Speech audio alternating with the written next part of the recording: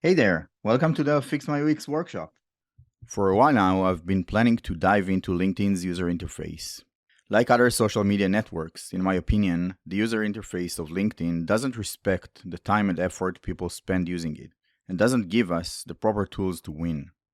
So I took 2 hours of my time to redesign it. I'll give you a minute to enjoy the process behind the scenes, and then we will explore the outcome together.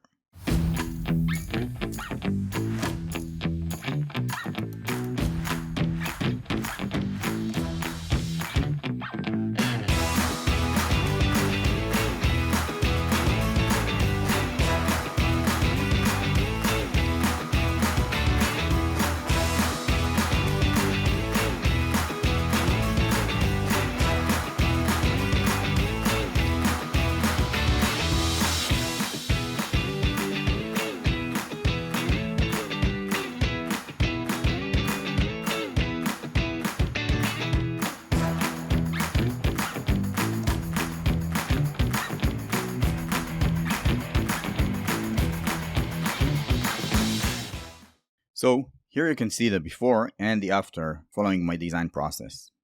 In order to understand the reason behind each one of the elements on the screen, the best way to do that would be to strip down the design and go step by step.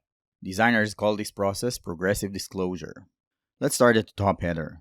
Actually, in this section I didn't really do something that dramatic. I made it more up to date and added some fresh air and white space. When it comes to the main area, I actually used the full width of the page, starting with the left bar, which is the personal bar for the user. It starts with a profile picture. I made it slightly bigger to put the user in the center and also follow the new concept of people showing whether they're hiring or looking for a job. But I took it one step further, offering the user to actually share their motivation at that time. So if I'm launching a new product, I want the full interface to respond to that and help me do that in a better way. Second element on the page is the easy access to edit the profile or actually share it, which is a common function that's always hidden. The third element on the page is actually being able to see my network and the numbers behind the connections that I have and call to action to actually expand my network, which is one of the main reasons LinkedIn exists. Besides that, I left the area of managing our pages and just made it more organized and easy on the eye. Now let's go to the main area. The first element is of course the ability to share. I simplified it with the main functions and actually made you understand that the fact that you're launching is going to appear on your post in order to help other people support and follow. As for the feed, I actually redesigned the structure of a postcard.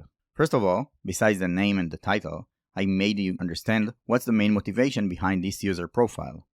As for the actions next to that, they actually follow that motivation. So if Jessica is hiring, you'll get access to check the jobs that she's offering, which will make her content much more effective to help support what she's trying to achieve.